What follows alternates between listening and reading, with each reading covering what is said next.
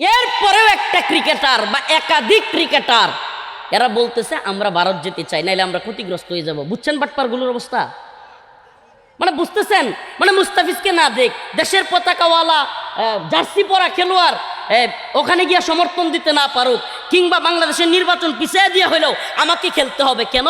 আমার পেট আর পকেটের দান্দা দরকার। কিন্তু এইবার প্রমাণিত হলো যে ক্রিকেটার নামের ফালতু যেগুলো, এই ভণ্ড বদমাশ বাটপারগুলো দেশপ্রেমিক নামের ভণ্ড।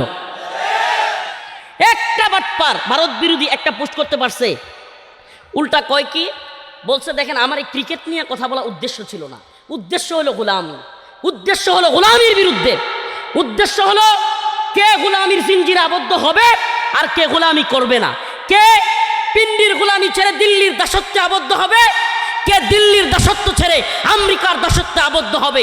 ওই ওদের বিরুদ্ধে হলো আমাদের বক্তব্য। একটু ভালোভাবে বুঝবার চেষ্টা করবেন যে হুজুর কিয়ামতের আলামতের সাথে এগুলোর সম্পর্ক কি? সম্পর্ক আছে, একটু পরে বুঝাই দিব আমি। সম্পর্ক আছে, সর্বোচ্চ সম্পর্ক আছে। কিসে? আমরা মনে করতাম, আমি মনে করি আপনারা অনেকেই মনে করতেন যে নির্বাচনের আগ মুহূর্তে যারা দেশপ্রেমিক সাজে, জনদরদি সাজে, এই ধরনের রাজনৈতিক নেতারাই হয়তো দেশপ্রেমিকের বন্ড লেবাস ধরে, এটা আমরা সবাই মনে করতাম।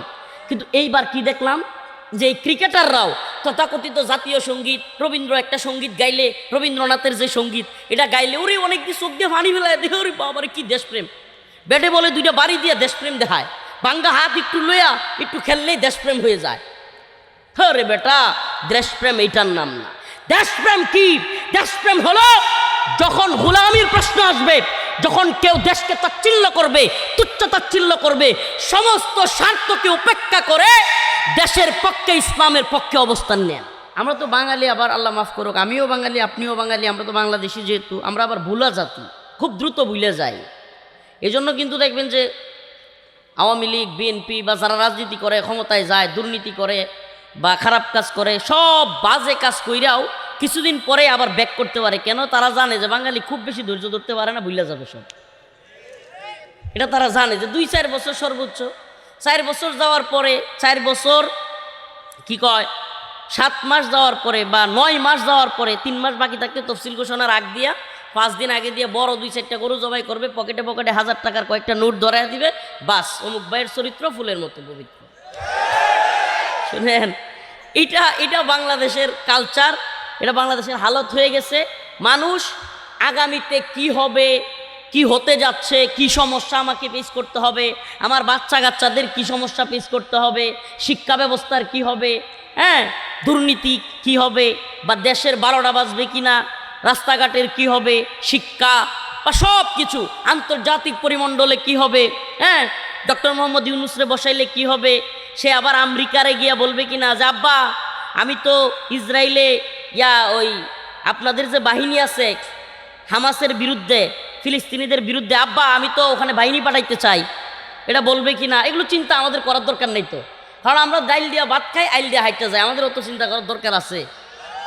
আবার কয় ঠিক, আমাদের এই হালতের কারণে, এটা কথা মনে রাখবেন, যে জাতি জাতীয় আন্তর্জাতিক ইস্যুতে যতটা বেখবর, সেই জাতি ততটাই গোলামির জিঞ্জিরে আবদ্ধ। আবারও বলছি, যে জাতি যত বেশি জাতীয় আন্তর্জাতিক ইস্যুতে বেখবর, সে জাতি তত বেশি গোলামির জিঞ্জিরে আবদ্ধ।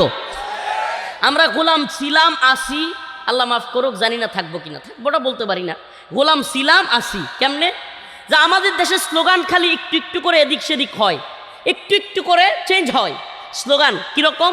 যে একসময় আমাদের মুরব্বীরা বলতে পারবে, পাকিস্তান যখন এই ভূখণ্ডের উপর আগ্রাসন চালালো, পাকিস্তানিরা যখন বাংলাদেশি মুসলমানদের উপর ক্ষমতা কেন্দ্রিক বিরাজনীতি শুরু করলো এবং এদেশের মানুষের উপর নিপীড়ন নির্যাতন শুরু করলো, বাংলাদেশে একটা পপুলার স্লোগান ছিল, আমরা আমাদের বাবা চাচাদের মুখে শুনেছি, পপুলার একটা স্লোগান ছিল, পিন্ডি না ঢাকা। মুরব্বীরা বলতে পারবে, এই প্রজন্ম এই স্লোগানের সাথে পরিচিত না। পিন্ডি না, মুরব্বীরা বলেন না, পিন্ডি না মানে পাকিস্তানের রাওয়ালপিন্ডি আর হইল ঢাকা, এই দুইটাকে একত্রিত করে স্লোগানটা দেওয়া হতো যে আমরা পিন্ডির দাসত্ব চাই না, মানে পাকিস্তানের রাওয়ালপিন্ডির দাসত্ব আমরা কি করব না, গ্রহণ করব, মানে আমরা ঢাকাবাসী, আমরা ঢাকার অধীনে পরিচালিত হব, আমাদের দেশ, আমাদের ক্ষমতার কেন্দ্রবিন্দুতে যারা থাকবে তারা পরিচালনা করবে। এই স্লোগানটা মূলত এটাই বোঝানোর উদ্দেশ্য যে আমরা বাহিরের কারো চাপিয়ে দেওয়া গোলামি মানব। আমার কথা কি বুঝতে পারতেছেন? আমরা বাহিরের কারো চাপিয়ে দেওয়া গোলামি মানব, মানে পাকিস্তান যে আমাদের উপর গোলামিটা চাপিয়ে দিচ্ছে এটা আমরা মানি। এই স্লোগানটা ছিল এটা, যে পিন্ডি না, মুরব্বীদের কাছে জিজ্ঞেস করেন, পিন্ডি না ঢাকা স্লোগান ছিল তো। এরপরে এক নতুন স্লোগান আবির্ভাব হইল ৭১ পরবর্তী সময়ে, যখন বাংলাদেশে আরেকটা আধিপত্যবাদী শক্তি, যেটা মূলত পাকিস্তান দুইটাকে আলাদা করছেই এই প্ল্যানিং করে যে কোনো একদিন এই ছোট্ট যে অংশটা এই পুরা ভারতবর্ষের ভিতরে ট্যাবলেটের মতো আছে, পুরা ভারতবর্ষ গোলাকৃতির ছোট্ট একটা জায়গার মধ্যে আছে, এটাকে আমরা যে কোনো দিন গিলে খেয়ে ফেলবো। এই নিয়ত করে যারা ৭১ আমাদেরকে হেল্প করছিল, ওই যে আপনার আশপাশের বাড়ির কিছু আপনার চুর আছে, ডাকাইত আছে, যেগুলো আপনার সাথে মিল দিয়ে চলবে। বাহিরের কেউ মনে করেন আপনারে আক্রমণ করছে বা আপনার বিরুদ্ধে গেছে, সে কি করবে জানেন? ওই ডাকাত আমনের পক্ষ নিবে, বাহিরের ওই লোকেরা তারাই দিবে, বলবে যে আরে দেখছো আমি তোমারে কি হেল্প করছি, দেখছো তোমারে কতটা সাহায্য করছি, ওই যে বাহিরের লোকেরা আসছিল তোমারে হামলা করতে, সব দৌড়াইয়া দিছি। ওই যারে দৌড়াইয়া দিছে, দৌড়ানোর পরে এবার শুরু হবে ট্যাবলেট খাওয়ানো। কি যে তোমার আমি ওই দিন সরাইয়া দেই নাই, তোমার মেয়ের যে বিয়ে দিলা আমার সাথে বইলা দিছ, ও বাবা মানে আমনের ছেলেরে বিয়ে করাইবেন, ওইটাও তার লগে জিগাইতেই বোঝে, তোমার ছেলেরে যে বিয়ে দিলা, তোমার মেয়েরে যে বিয়ে দিলা আমার সাথে বইলা দিছিলা, ওই দিন না তোমার বাঁচাইলাম, দেখছো বেইমান বেইমান। এই যে এই ধরনের ডাকাত দেশ হইল ইন্ডিয়া। মানে ৭১ তোমাদেরকে হেল্প করছি কয়ে কয়া, এখন সাবমেরিন কিনলে, হ্যাঁ তোমরা সাবমেরিন কিনো কিভাবে? যুদ্ধ বিমান কিনতে চাইলে, হ্যাঁ তোমরা যুদ্ধ বিমান কিনো, কার বিরুদ্ধে যুদ্ধ করবো? আমাদের ভিতরে থাকিয়া। ওরে বাবা, মানে এখন আপনি যাই করবেন তাকে বলতে হবে। আপনার সীমান্তে ইচ্ছে মতো কাঁটাতারের বেড়ায় লাশ ফেলে রাখবে, আপনি কিছু বলতে পারবেন না, দাঁত কেলে হাসে হাসে বলতে পারবে আমাদের তো স্বামী স্ত্রীর সম্পর্ক। মানে আপনার ইচ্ছে মতো মারবে, ইচ্ছে মতো কাটবে, ইচ্ছে মতো ফেলে রাখবে, ইচ্ছে মতো মন চাইলে আপনারে পানি ছেড়ে দিয়া বন্যায় বাসায় নিবে, হ্যাঁ যা মন চায় তা করবে। বলবে যে আপনার অমুক ক্রিকেটার তো আমাদের দেশে এসে খেলতে পারবে না, সে মুসলমান। আর ফাজিলের দল, মানে কেন, কি অপরাধ? কয় যে সে মুসলমান, সে আয়া ভারতে খেলতে পারবে না।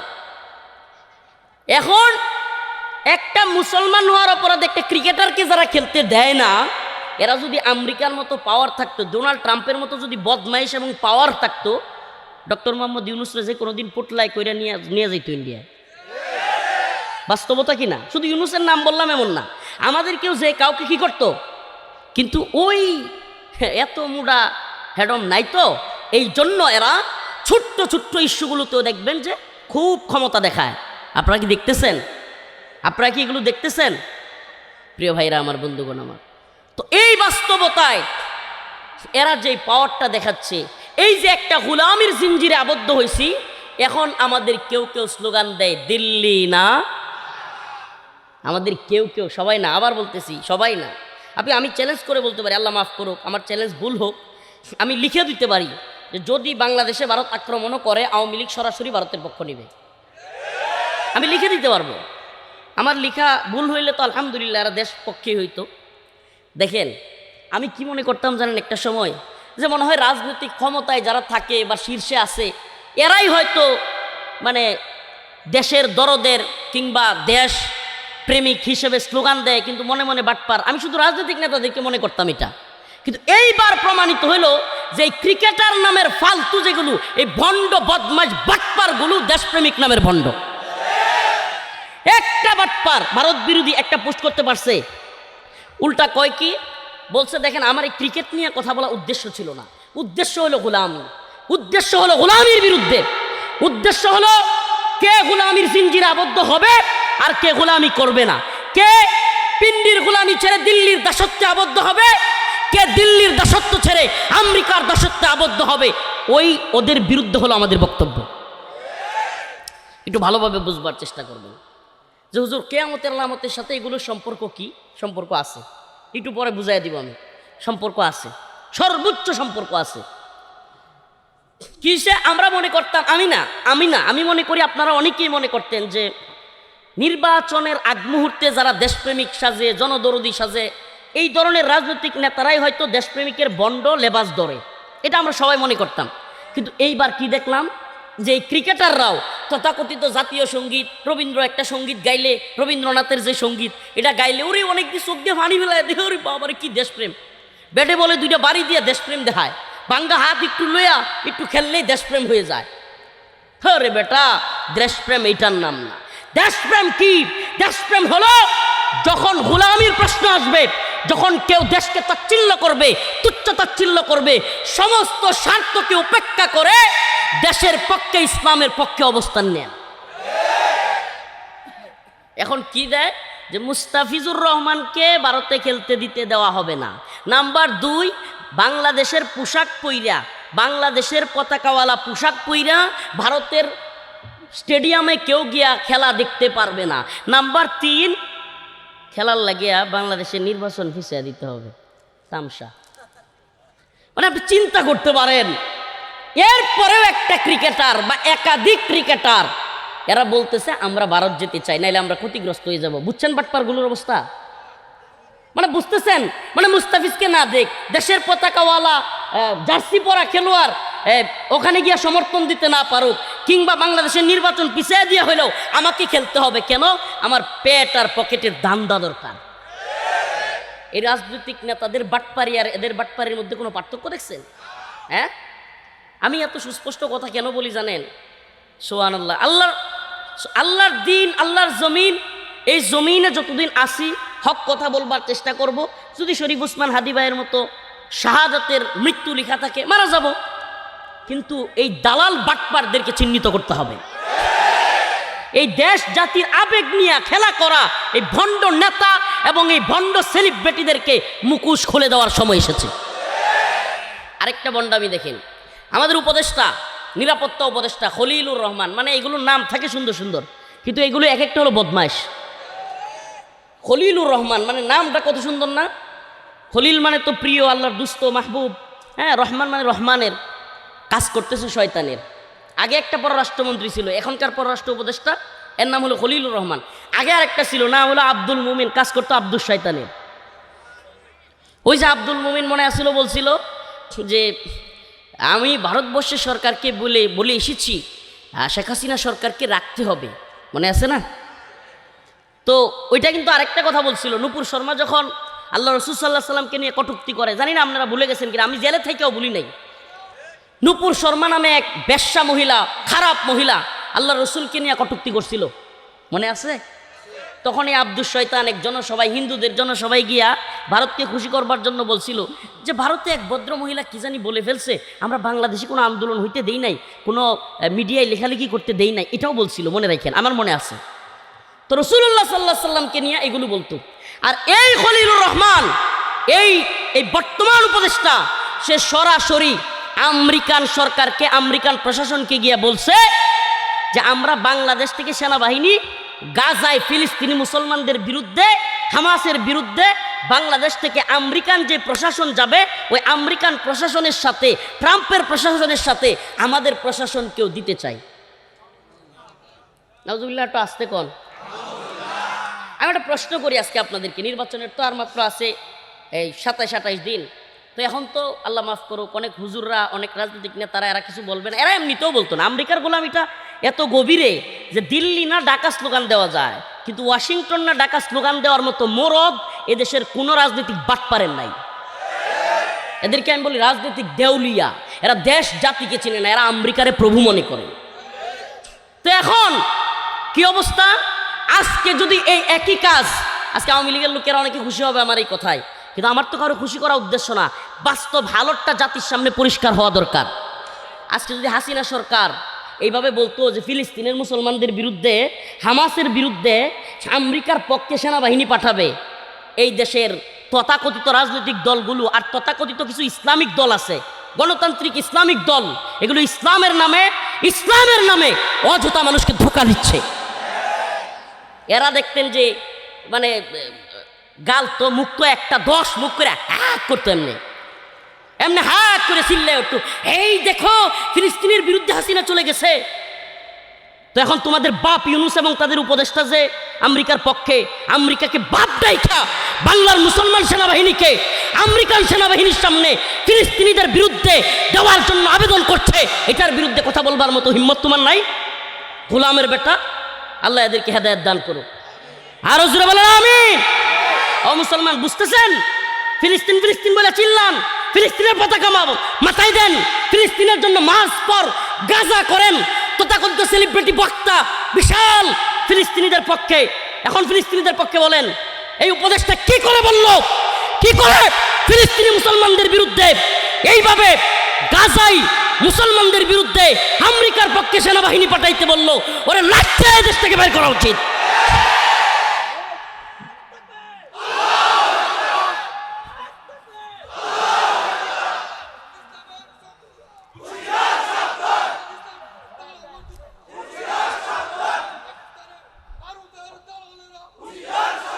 এই যে স্লোগান, এই যে স্লোগান, পিন্ডি না ঢাকা, ঢাকা ঢাকা, দিল্লি না ঢাকা, ঢাকা ঢাকা, এখন ওয়াশিংটন না ঢাকা, গোলামি গোলাম।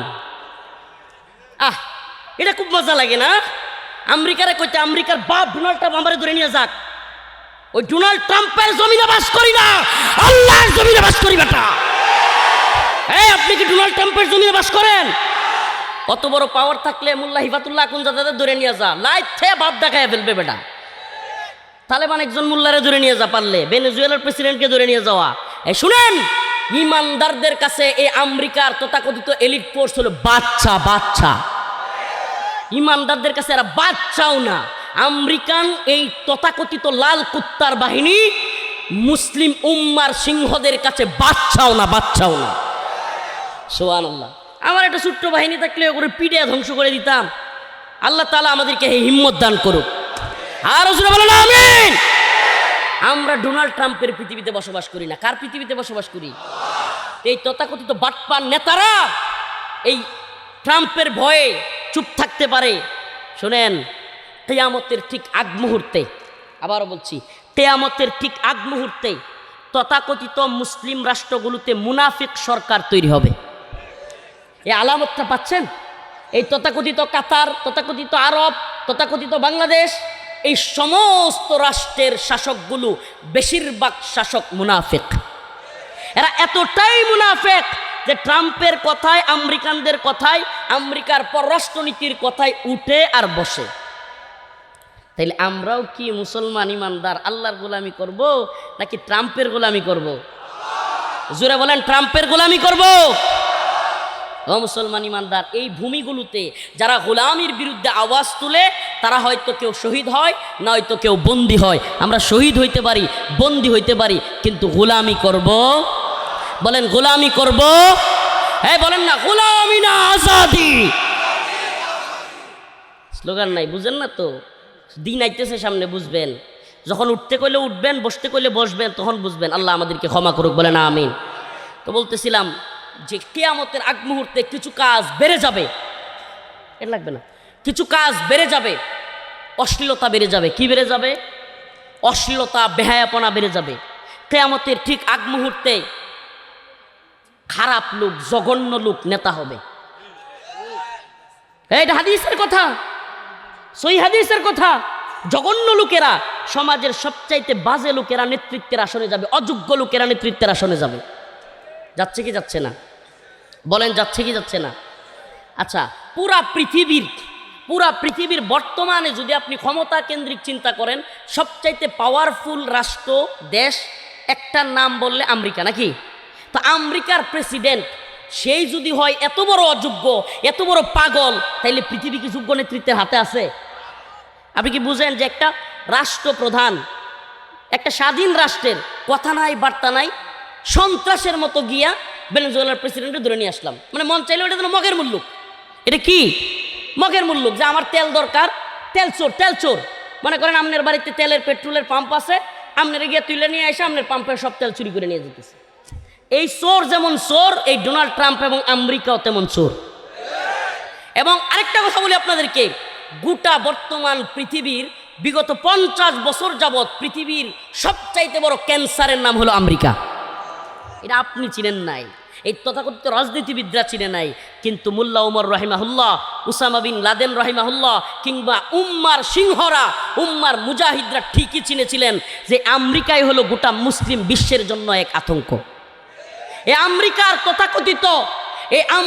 তথাকথিত সন্ত্রাস বিরোধী আইন গোটা পৃথিবীতে দিয়ে দিছে যে সন্ত্রাসের বিরুদ্ধে যুদ্ধ।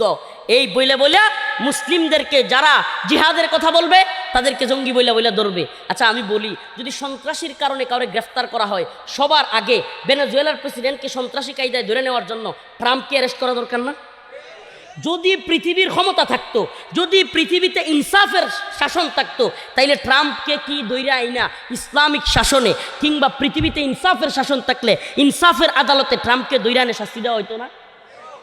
প্রিয় ভাইরা আমার, তাইলে এই যে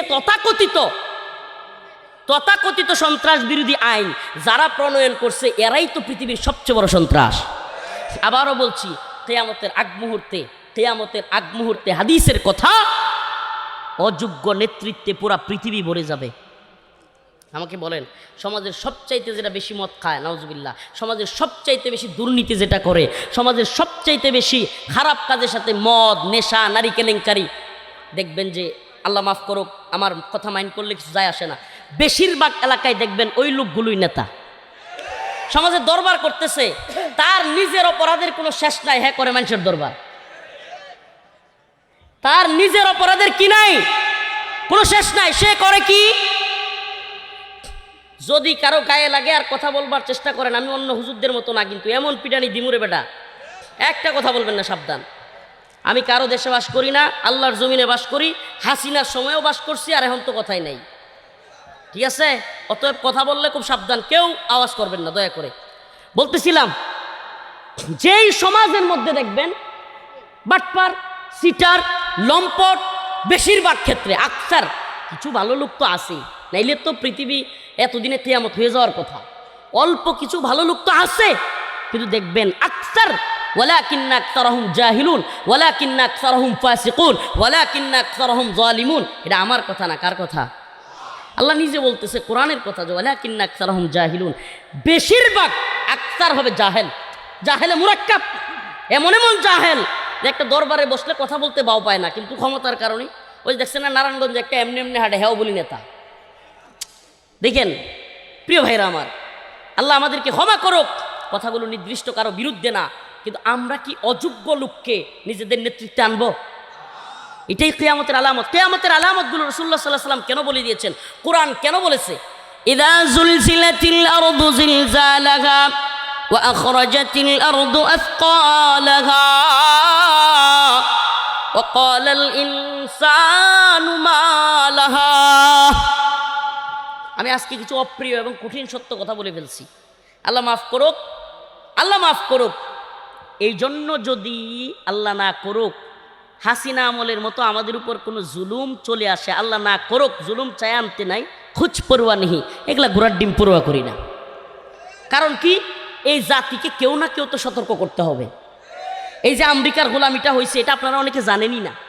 আমেরিকার যে গোলামিটা হয়েছে, একটু পরে নিউজ সার্চ দিয়ে দেখেন, আমাদের রাষ্ট্রের উপদেষ্টা খলিলুর রহমান, এবং কি উপদেষ্টা, নিরাপত্তা উপদেষ্টা, যেই রাষ্ট্রে এই বন্ডরে জিজ্ঞেস করা দরকার, ও মিয়া, বাংলাদেশে দিনে দুপুরে একজন সংসদ সদস্য প্রার্থী, সারা দেশের পরিচিত উসমান হাদি, আমাদের ভাই এইভাবে জুমার নামাজের পরে শুটকে পড়ে গেল, এই লোকটাকে শেষ করে দেওয়া হলো 6 ঘন্টার মধ্যে। কিভাবে এই লোক, এই সন্ত্রাসী শোটার, এই খুনি ভারতে কিভাবে পালাইলো? এই নিরাপত্তা উপদেষ্টার জবাব দে, তারপরে এক পা আগা বলা দরকার না? ওই গাজায় কার নিরাপত্তা দিতে হবে? ওখানে গিয়া এই ভণ্ডামি বাদ দিয়া এই চর্বি জমে গেছে, তো এই জনগণের টাকা খায়া, শত শত কোটি টাকার আমেরিকার ডলার খায়া এসি বাতাসে গুইরা চর্বি জমে গেছে, যেগুলোর মেম্বার হওয়ার যোগ্যতা ছিল না, এগুলো এক একটা উপদেষ্টা হয়ে গেছে ছাত্রদের বিনিময়ে। আমাদের লাশের উপর দিয়া আমাদের জেল, জুলুম, রিমান্ড, হামলা, মামলা, আমাদের আন্দোলন, আরে মার কাছ থেকে, বউয়ের কাছ থেকে বিদায় নিয়ে আন্দোলনে রাজপথে নামছি, এগুলো সব জানে, মিডিয়ায় আছে। আমাদের ওয়াইফ, আমার আম্মা কান্না শুরু করছে, বাবা যাইও না, বাবা যাইও না। তখন রাস্তায় অজস্র গুলি চলতেছে, এগুলো সব জানে, মিডিয়া আছে, আমার ফেসবুক লাইভে আছে। তো এত নিরাপত্তাহীনতার মধ্যেও হাসিনার পতনের আন্দোলন করছি আমরা কি আমেরিকার গোলামি করার জন্য? হ্যাঁ, এদের মধ্যে অনেকের ধারণা কি জানেন, আমি মূল আলোচনায় ঢুকবার আগে কয়েকটা কথা বলে নিই। এদের মধ্যে অনেকের ধারণা যে আমরা শেখ হাসিনার পতন ঘটাই নাই, ঘটাইছে আমেরিকা, এই জন্য আমেরিকার গোলামি করতে হবে। নাউজুবিল্লাহ। এই কনসেপ্টটাই সমস্যা, এই কনসেপ্টটা ভয়ানক সমস্যা। এই একই কনসেপ্ট ৭১ ছিল যে আমরা স্বাধীন হইতে পারি নাই, করছে ভারত, তাহলে কি করতে হবে? ভারতের গোলামি করতে হবে। আমরা হাসিনার পতন ঘটাইতে পারি নাই, কে করছে? আমেরিকা, স্যাংশন দিয়া, এটা দিয়া, ওইটা দিয়া আমেরিকা করছে, তাহলে কি করতে হবে? আমেরিকার আব্বা ডাকতে হবে। তুই গিয়ে আব্বা ডাক, তোর কথায়, তোর আমেরিকার বাপের কথায় আমরা রাস্তায় নামি নাই, এদেশের জনগণ রাস্তায় নামে নাই।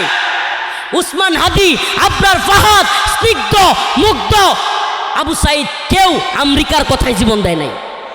আমাদের শত শত ভাইরা, মাদ্রাসার ছাত্ররা যাত্রাবাড়িতে আমেরিকার কথায় আমেরিকার ডলার খায়া জীবন দেয় নাই। অতএব আমরা আমেরিকার গোলামি করব না। এদের মাথায় এই কনসেপ্ট আছে যে আমেরিকা যদি স্যাংশন না দিত তাহলে সেনাবাহিনী গুলি করতো, আর সেনাবাহিনী গুলি করলে কী হইতো? পুলিশ, র্যাব, বিজিবি, বিডিআর সবগুলো মিলে গুলি করছে না।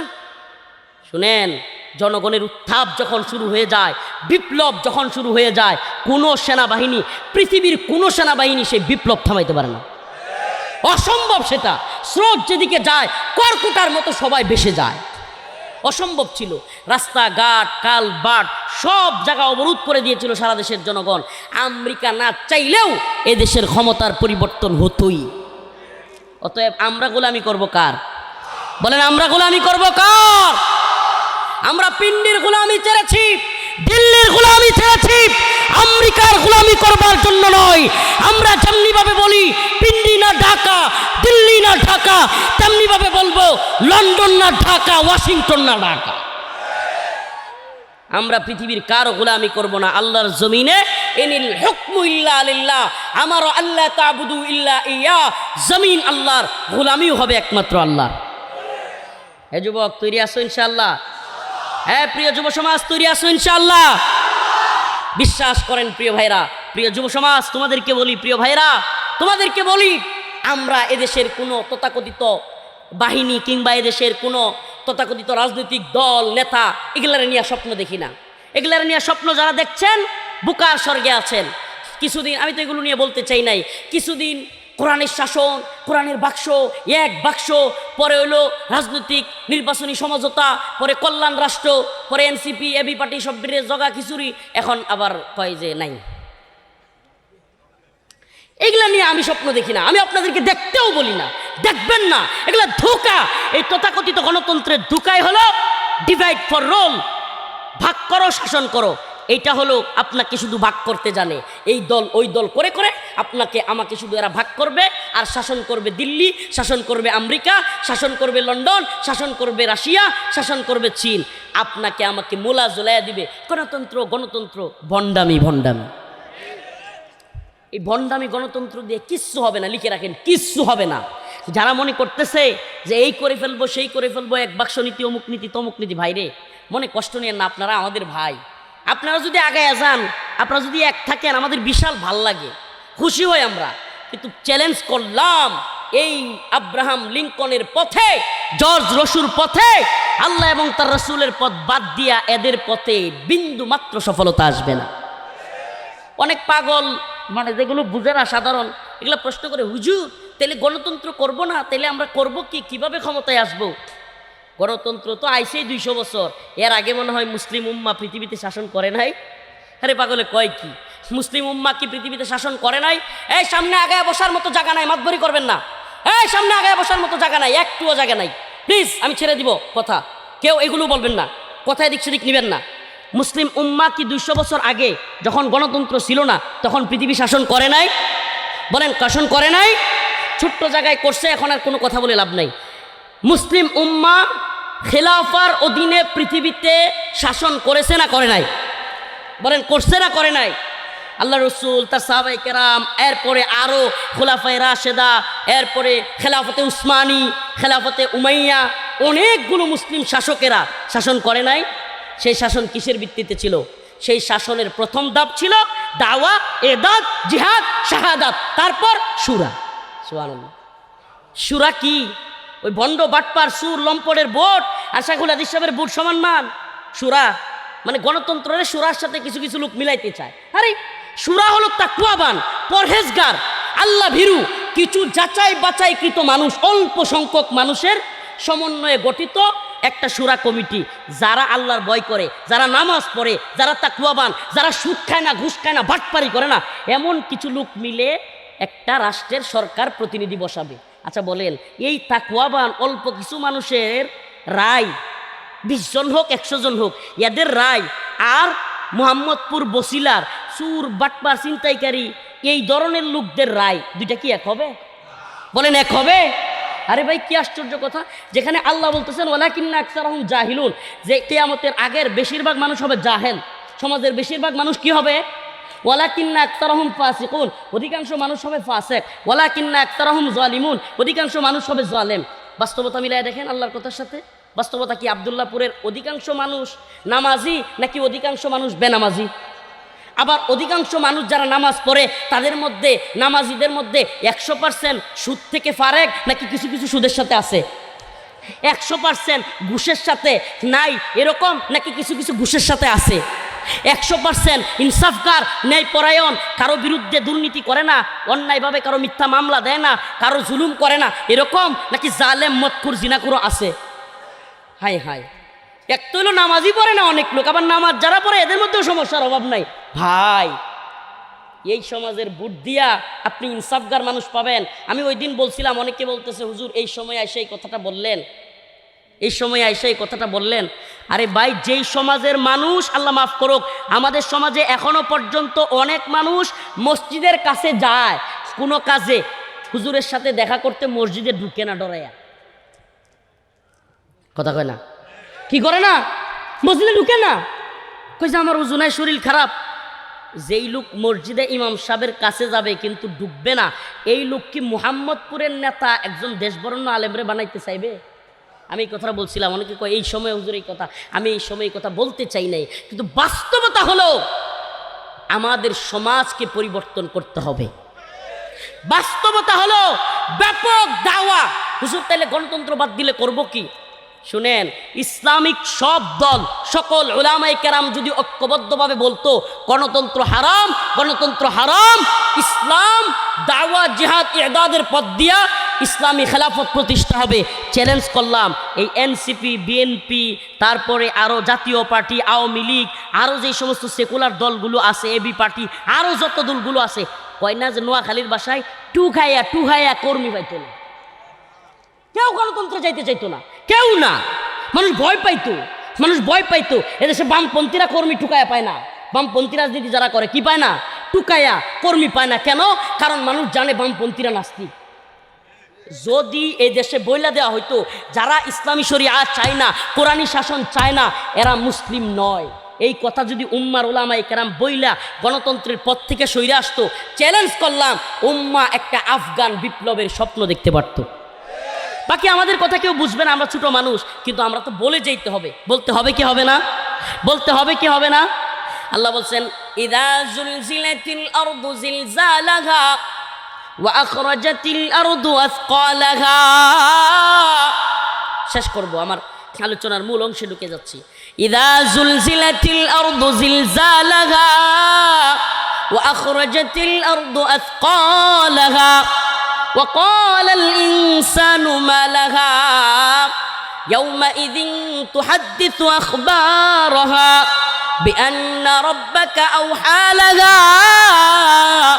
আল্লাহ রব্বুল আলামিন বলেন, যখন পৃথিবীতে এক ভয়াবহ কম্পন সৃষ্টি হবে, আগে কিয়ামতের কিছু আলামত বলে নিলাম। কেন বললাম? আল্লাহ রাসূল সাল্লাল্লাহু আলাইহি ওয়াসাল্লাম কিয়ামতের আলামতগুলো কেন বললেন? অনেকে যদি মনে করেন হুজুর আল্লাহ রাসূল যেহেতু কিয়ামতের আলামত বলছে, এগুলা তো হবেই, হওয়ারই কথা, আমরা ফিরাবো কেমনে? ভাই, আল্লাহ রাসূল কেন হাদিসের মধ্যে বলে গিয়েছেন, এর উদ্দেশ্য কি? আপনি ফিরাবেন না ফিরাইতে পারবেন না, কিন্তু আপনি যেন ওই আলামতগুলোতে ঢুইকা না যান, আমি আপনি যেন ওই আলামতগুলোতে কি হয়ে না যাই। অশ্লীলতা বেড়ে যাবে। কি বেড়ে যাবে? অশ্লীলতা, নাউজুবিল্লাহ। অশ্লীলতা এমনভাবে বাড়ছে, যে একটা ইউটিউবার ভণ্ড, আল্লাহ মাফ করুক আমার কথাগুলো একটু করা হয়ে যাচ্ছে কিন্তু কষ্টে বলি এগুলো। ওই যে বগুড়ার নাম হলো, এই নামটা বললেও লজ্জা লাগে, অনেকে টিকটকার মানে নামটা নিলে অনেকে হাসা দিবেন। বগুড়ার এই বদমাইশ লুচ্চাটা দেখি মানে হঠাৎ করে ভিডিও তো সামনে আসে, ফিরে মুখে তো রাখা যায় না, হঠাৎ করে দেখি মেয়েদেরকে নিয়ে কি পরিমাণ অশ্লীলতা করতেছে, মানে ইচ্ছা মতো অশ্লীলতা করতেছে। অথচ রাষ্ট্রের যেন কোনো কিছু যায় আসে না, কারো যেন কিছু যায় আসে না, কেউ যেন বলে না আরে বন্ড, এভাবে মিডিয়ার সামনে এভাবে সকলের সামনে এভাবে তুই অশ্লীলতা করতেছিস, বন্ধ করে এগুলো। বগুড়ায় যেন এগুলো বলবার কেউ নাই। আমি যদি কোনোদিন হাতের কাছে পাই, আল্লাহ আমাদেরকে বুঝার তৌফিক দান করুক। এই যে অশ্লীলতা বাড়তেছে ব্যাপকভাবে, নাউজুবিল্লাহ, মেয়ে মেয়ে মঞ্চে গিয়ে নাচতেছে, বাবা হা করে করে দেখতেছে। আমাদের সমাজ অলরেডি এই 2025-এই অলরেডি এই অবস্থা চলে আসছে যে মেয়ে কোমর হেলে দুলে নাচে আর বাবা হা করে করে নাচ দেখে, আর বাবার পাশে বসা তার বন্ধু, হ্যাঁ মেয়েটা যারা আঙ্কেল ডাকে বাবার বন্ধু, ওইটাও হা করে দেখতেছে, আরে তোমার মেয়ে তো সেই নাচতেছে, মজা নিচ্ছে। নাউজুবিল্লাহ নাউজুবিল্লাহ, অঙ্গভঙ্গি দেখে মজা নিচ্ছে। আর ওই বেহায়া ওর বিবেকে এমন পছন্দ ধরছে, আমি তো বলি ওই বাবা নামক পাপিষ্টের বিবেকের মধ্যে কুত্তা পেশাব করে দিছে। আরে মিয়া, মুসলমান না হইলেও যদি গাইরত থাকে, গাইরত আত্মসম্মানবোধ থাকে, আমার মেয়ে শত শত পোলাবানের সামনে নাচবে কোমর হেলে দুলে, আর এটাও আমি দেখবো, এর আগে তো আমার মরে যাওয়া উচিত। হায় আফসোস, এতটুকু গাইরত নাই। সালাফদের ইতিহাস, সুবহানাল্লাহ, সালাফদের ইতিহাস, উট বৃদ্ধ হয়ে গেছে, ওট ওট জবে করে ফেলতেছে, উট বেশি বৃদ্ধ হয়ে গেলে খাওয়ার উপযোগী থাকে না, বিক্রি করে দিলে ওইটারে একজন এসে বলতেছে ভাই উটটা জবে করতেছেন কেন, যদি বিক্রি করে দিতেন তাহলে তো কিছু টাকা অন্তত পাইতেন। আরে ভাই কি বলেন এটা, আমার যেই উটের পিঠে আমার মেয়ে, আমার বউ, আমার বোন এরা উঠছে, আমার সেই উটের পিঠে অন্য পুরুষরা উঠবে, এটা আমি সহ্য করতে পারবো না। সুবহানাল্লাহ বলবেন না? গায়রত তাদের ছিল এরকম। আর আমাদের অবস্থা নাউজুবিল্লাহ, আমাদের এমন অনেক বাবারা এখন তো যে যত খোলামেলা, যে যত কাপড় খুলতে পারে, এক কথায় যে যত কাপড় খুলতে পারে সে নাকি ততটা স্বাধীন। হ্যাঁ রে স্বাধীনতা রে, তাহলে ল্যাংটা হয়ে যায় আরো বেশি স্বাধীন। যে যত বেশি, কিয়ামতের আলামতগুলো বলছি, যে যত বেশি শরীর খোলামেলা। এখন তো নতুন স্মার্টনেস বেরিয়েছে নাউজুবিল্লাহ, আপনাদের এলাকায় আছে কিনা, প্যান্ট সিরা পরে, আমা জুতা কাটা পরে, এটা নাকি স্মার্টনেস। তো প্যান্ট হাডুর কাছে সিরা পরলে যদি স্মার্ট হয়, তাইলে তুই এই যে তোর বল্টুটা সোজা এনেও সিরা দেখটু, বদমাইশ করতে গেছে। এটার নাম যদি স্মার্টনেস হয়, নাউজুবিল্লাহ, আসলে আমাদের নাউজুবিল্লাহ আমাদের বিবেক পচে গেছে, পচে গেছে, নষ্ট হয়ে গেছে বিবেক। ওই পশ্চিমারা বুঝাইছে যে তুমি যদি কানে দুল পড়তে পারো তাহলে তুমি স্মার্ট। আসলে পশ্চিম তোমাকে কানে দুল পরায়া তোমাদেরকে মেয়েদের সাথে কোমর হেলে দুলে ট্রান্সজেন্ডার বানায়া তোমাকে ওই মেয়েদের সাথে ঢুকাই দিতে চায়। কেন? কারণ তোমার ভিতরে যে ইমানি গায়রত আছে, পুরুষত্ব আছে, ওই পুরুষত্বটা মাইরা ফেলতে চায়। এতে কইরা উম্মার সিংহ মুজাহিদ তৈরি হবে না, আর ইচ্ছা মতো তারা শাসন করবে। এই জন্য তোমার কানে দুল পরায়া তোমার স্মার্ট বানাইছে। আর তুমিও ভণ্ড, তুমিও বুঝো না, তুমিও বুঝো না এটা স্মার্টনেস না, এটা হলো মহিলাদের সাদৃশ্য গ্রহণ করা, এটা একটা গোলামি। আরে পুরুষ আবার মেয়েদের মতো কানে দুল পরে কেমনে বেটা? ওই বন্ড সাকিব খান করে ফেলছে দেখিয়া। আরে ওদেরকে তো টাকা দিয়া, পয়সা দিয়া, বিভিন্নভাবে এই তথাকথিত মাল্টিমিডিয়া, ইলেকট্রিক মিডিয়ার মাধ্যমে গোপনে টাকা ডাইলা, বিশাল আপনার মিডিয়া সাপোর্ট দিয়া, হাসি দিলে মিডিয়া, অমুকে আজকে হাসি দিছে, অমুকের আজকে নাউজুবিল্লাহ বায়ু ছেড়ে দিছে, অমুকে তো আজকে কি বলে এই অমুক বিমানে, মানে যা মন চায় তা নিউজ। এদেশে গুরুত্বপূর্ণ অনেক বিষয়ে নিউজ হয় না, হয়? হ্যাঁ বলেন, নিউজ হয়? আপনি দেখেন না উসমান হাদি ভাইয়ের বিষয়টা কেমন আড়াল করে ফেলছে না মিডিয়া? আড়াল করে ফেলছে না? কথা বলেন না কেন? আড়াল করছে কি করে নাই? আরও অনেক বিষয়। হিন্দুত্ববাদী ভারত ওই চাঁপাইনবাবগঞ্জের দিকে, কুড়িগ্রামের এদিকে এই 2-3 দিন আগেও হামলা করছে, সীমান্ত নিয়ে অনেক মারামারি হয়েছে। কোনো নিউজে পাইছেন? পাবেন না তো। এই ফেসবুক আর ইউটিউবাররা কিছু কিছু প্রচার করে, দেখবেন এগুলো দিবে না। রাষ্ট্রের গুরুত্বপূর্ণ বিষয়, রাষ্ট্রের সীমান্তে গোলাগুলি হচ্ছে, এটা নিয়ে নিউজ নাই, ওখানে গিয়ে লাইভ টেলিকাস্ট নাই, জীবনেও করবে না। যে এত বড় হুমকি, এত বড় কিছু হয়ে যাচ্ছে, নিউজ করবে কি অমুকে নাউজুবিল্লাহ এগুলো করতেছে। তো এই মিডিয়া সেক্টর এদেরকে সামনে আইনা, আপনি আমি বুঝবো না এটা, সামনে থেকে এদেরকে হাইপ দিতে দিতে দিতে দিতে অমুক তো বিশ্ব সিরা কাপড় সিরা অলরাউন্ডার হয়ে গেছে। মানে নিউজ দিতে দিতে এমন করবে যে এক পর্যায়ে আওয়ামী লীগের দালালি করবে, তখন আপনাকে বলতে হবে যে ওরে বাবা এত বড় অলরাউন্ডার আওয়ামী লীগের পক্ষে, তাহলে তো আওয়ামী লীগ ভালো। বুঝেন নাই? মানে ভণ্ডামির সার্টিফিকেট হয় এরা। এই ভণ্ডামির সার্টিফিকেট হচ্ছে এখন তামিম ইকবাল, আগে হয়েছে সাকিব আল হাসান, এখন আরেক দলের ভণ্ডামির সার্টিফিকেট হতে যাচ্ছে আমাদের খান সাহেব।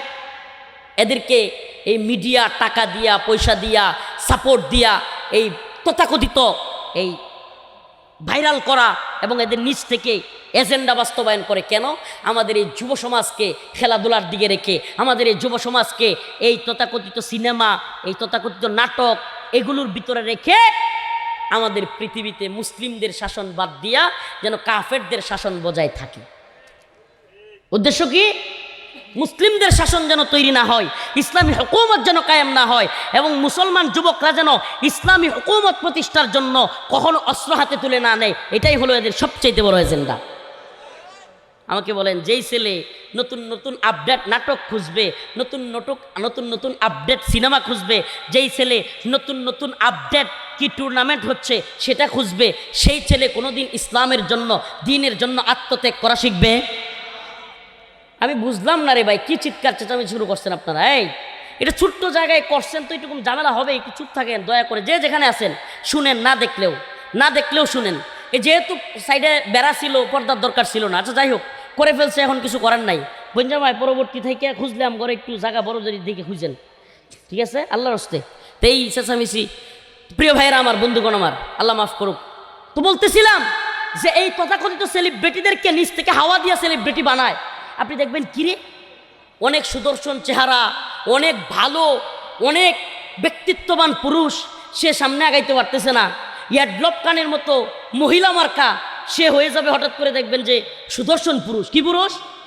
ওরে মিডিয়ার হাইপ, এটা মহিলার মতো হাঁটে না, পুরুষ না মহিলা, এটারে বানায় দিচ্ছে সুদর্শন পুরুষ। মানে হলো এই যে এই জাতির যুব সমাজকে মেসেজ দেয় যে তোমরাও যদি সুদর্শন পুরুষ হিসেবে মডেল হইতে চাও, তোমরাও যদি ভাইরাল হইতে চাও এবং সুদর্শন পুরুষের অ্যাওয়ার্ড জিততে চাও, তাইলে অ্যাডলপ খানের মতো হও।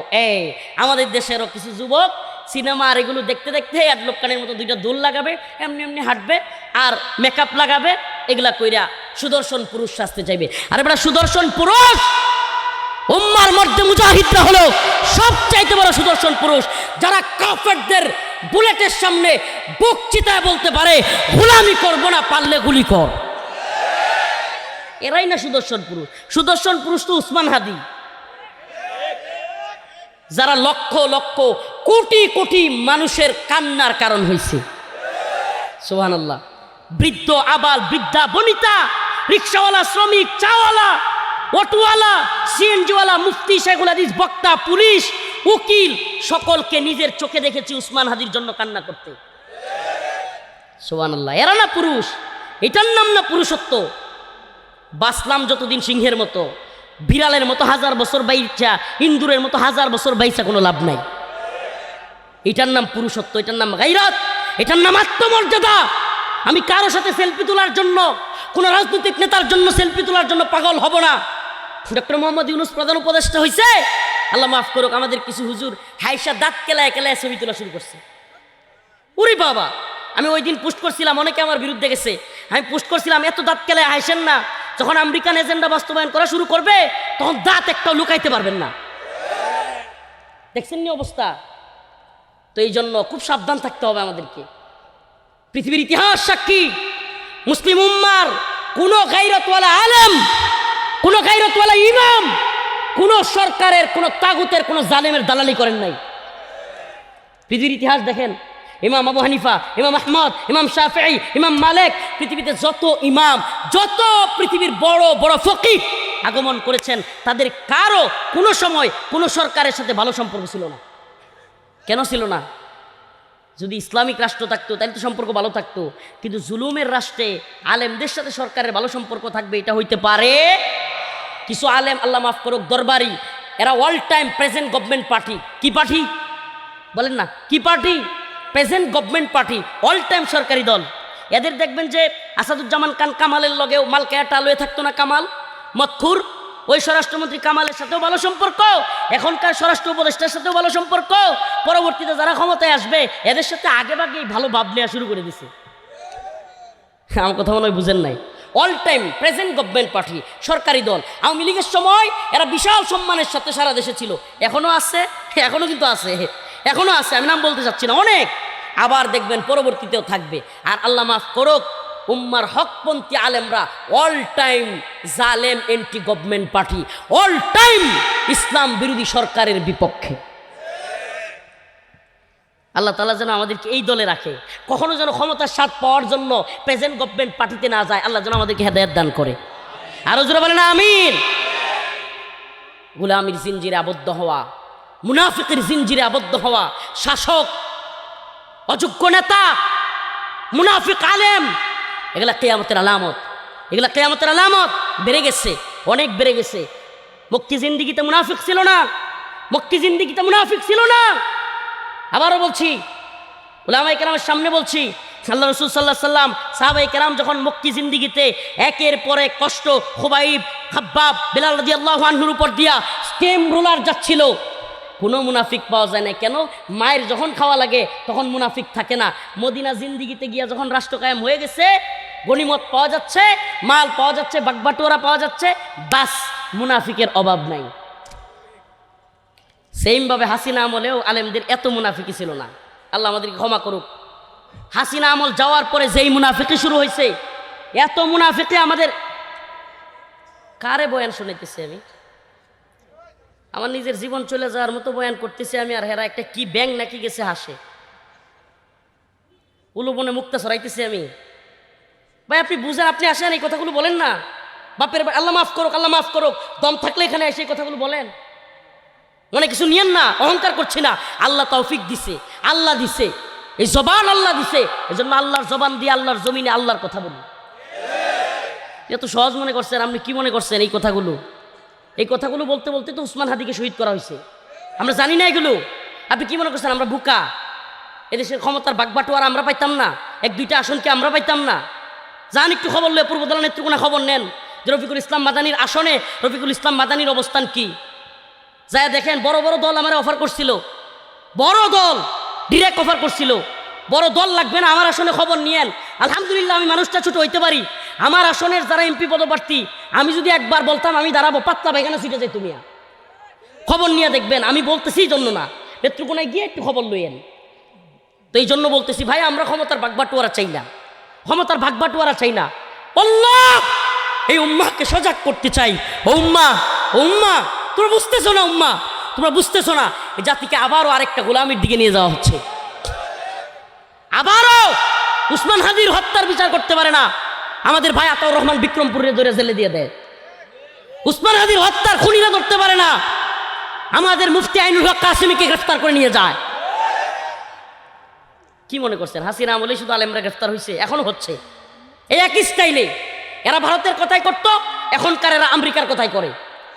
আল্লাহ না করুক, আল্লাহ না করুক, যদি আমেরিকান প্রভুরা এদেরকে বলে যে তাইলে মাদানী হুজুরেও ধরো, এরা চিন্তা করবে যে আচ্ছা মাদানী সামনা শুধু, আরও যত সাপ আছে সবাইরই ধরি। বিশ্বাস করেন ধরি, বাকিটা আল্লাহর ইচ্ছা। এবং এদেশের জনগণ যদি প্রতিহত করে, হাসিনার মতো দুই চারটে লাথি মারতে পারে, তাইলে আবার টিকতে পারবে না। এই জন্য আমরা কিন্তু আল্লাহর জমিনে আল্লাহর গোলামি করি এবং চিন্তা করি যে এই জাতিকে সজাগ করা দরকার, এই উম্মাকে সজাগ করা দরকার। কি হচ্ছে, কি হচ্ছে আপনাদের জানা দরকার। আরে আপনারা ট্যাক্স দিয়া সরকার বসান, আপনারা কারো গোলাম না। আমি, আপনি, আমার, আপনার ট্যাক্স খায়া এরা উপদেষ্টা। কথা বলেন না কেন? আমরা প্রত্যেকটা পণ্য কিনি, এগুলোতে ব্যাট আছে, ট্যাক্স আছে। এই বাংলার জনগণ মনে করে, বুঝে না, মনে করে যে আমরা তো সরকারের কিছু দেই না, আমরা দিচ্ছি না। মানে আমাদের প্রত্যেকটা জিনিস দ্রব্যমূল্যের কেন ঊর্ধ্বগতি? এই ট্যাক্স বাড়াইতেছে, আরও বাড়াইতেছে। এই সরকার আইসাও অনেক কিছুতে আরও ট্যাক্স বাড়াইছে। তো এই যে ট্যাক্স বাড়াচ্ছে, আপনি আমি কিনতেছি, এই টাকাগুলো যাচ্ছে কোথায়? সরকারের ফান্ডে। তো আমার আপনার টাকায় যে সরকার চলে, এই সরকার আমাদেরকে আমেরিকার গোলামি করাবে? এটা সম্ভব? সম্ভব? ইযা যুলজিলাতিল আরদু জিলজালাহা ওয়া খরাজাতিল আরদু আথকালাহা। আল্লাহ রাব্বুল আলামিন বলেন, যখন পৃথিবীতে একটা ভয়ঙ্কর কম্পন তৈরি হবে, ওয়া খরাজাতিল আরদু আথকালাহা, জমিনের মধ্য থেকে যত কিছু আছে, সোনা গয়না টাকা পয়সা আরো যা কিছু আছে, সম্পদগুলো সব উঠতে থাকবে। ওয়া আখরাজাতিল আরদু আসকালাহা, এমন ভাবে উঠতে থাকবে, স্বর্ণ উঠতে থাকবে, রূপা উঠতে থাকবে, ওই খনির ভিতরে থাকা স্বর্ণ উঠতে থাকবে। ওয়া ক্বালাল ইনসান মা লাহা, মানুষ বলতে থাকবে আয় হাই এগুলার কি হয়ে গেল। শরীফ উসমান বাদী হাদি ভাইয়ের খুনি ওই ভণ্ড ফয়সাল দাউদ ফয়সাল, সেও বলতে থাকবে আয় হাই আওয়ামী লীগের আর ভারতের এই টাকার জন্য নিয়ে আমি উসমান হাদির হত্যা করছিলাম, এই টাকা দিয়ে এখন উঠতেছে, কোনো মূল্য নাই। স্বর্ণ গহনা রূপা সব কিছু উঠতেছে, কোনো মূল্য নাই। মানুষ অবাক হয়ে যাবে। আত্মীয়তার টাকার জন্য, সম্পদের জন্য বোনের সাথে ফুফুদের সাথে আত্মীয়তার সম্পর্ক ছিন্নকারী, সেও বলতে থাকবে আয় হায় কেন আমি সম্পর্কটা ছিন্ন করেছিলাম, আফসোস করতে থাকবে কেন আমি সম্পর্কটা ছিন্ন করেছিলাম। আফসোস করতে থাকবে ওই চোর যে টাকা পয়সা চুরি করতে গিয়ে ধরা খাইছিল আর তার শাস্তি দেওয়া হয়েছিল, হাত কেটে দেওয়া হয়েছিল। সে বলবে আয় হায় এই টাকা এই পয়সা এই সোনা গহনা উঠতেছে, এগুলা চুরি করতে গিয়ে আমার হাতটা কাটা হয়েছিল। সবাই তখন দেখবে ওয়াকালাল ইনসান মা লাহা ইযা যুলজিলাতিল আরদু জিলজালাহা ওয়া আখরাজাতিল আরদু আসকালাহা, এবং জমিনের মধ্যে সব কিছু উড়তে থাকবে। তুলা যেইভাবে উড়ে না, তুলা যেভাবে উড়ে ওইভাবে সোনা গহনা রূপা সব টাকা পয়সা উঠতে থাকবে, কোনো কিছুর মূল্য থাকবে না।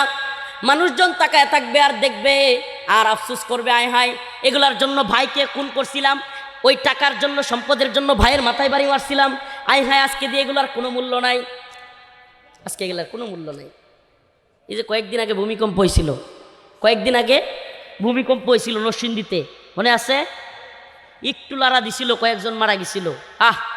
আচ্ছা বলেন ওই দিন যদি আমার আপনার ওই দিনটা শেষ দিন হয়ে যেত, 8 জন মারা গেছে, তাদের জায়গায় যদি আমি আপনি থাকতাম, প্রশ্ন করি 10:50 ভূমিকম্প হয়েছে, ওই দিনের ফজরের নামাজ আমরা কয়জন পড়ছিলাম? হাত তুলেন না, আমরা মনেই নেই কয়জন পড়ছিলাম। আল্লাহর কাছে জবাব দিতে হবে প্রিয় ভাইয়েরা আমার, বন্ধুগণ আমার। এই জন্য কেয়ামত আসার আগেই মৃত্যু, যার যার মৃত্যুর দিনই তার কেয়ামত আসার আগেই আমাদেরকে সামানা তৈরি করতে হবে কি হবে না? বেহায়াপনা ছাড়তে হবে কি হবে না? অশ্লীলতা ছাড়তে হবে কি হবে না? মাদক ছাড়তে হবে কি হবে না? মানুষের উপর জুলুম খুন খারাপি পরিহার করতে হবে কি হবে না? আল্লাহ রসুল বলছে হাদিসের মধ্যে, ততক্ষণ কেয়ামত হবে না যতক্ষণ না সমাজের মধ্যে পৃথিবীতে খুন খারাপি বেড়ে না যাবে। তাহলে আমরা কি দেখতেছি? খুন খারাপি বেড়ে গেছে না? বকবাজারে হঠাৎ করে বোমা পড়ে একজন মারা যায়, হঠাৎ করে আমাদের শরীফ উসমান হাদিকে হত্যা করে দেওয়া হয়, হঠাৎ করে মুসাব্বির একজন কৃষক দল না কি দলের নেতা তারে হত্যা করা হয়, অসংখ্য হত্যা বেড়ে যাচ্ছে।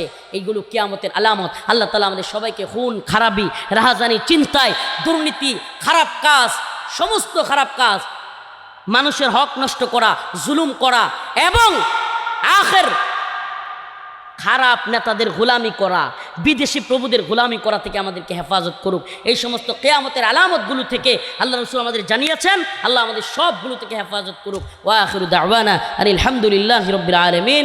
আসসালামু আলাইকুম ওয়া রাহমাতুল্লাহি ওয়া বারাকাতুহু।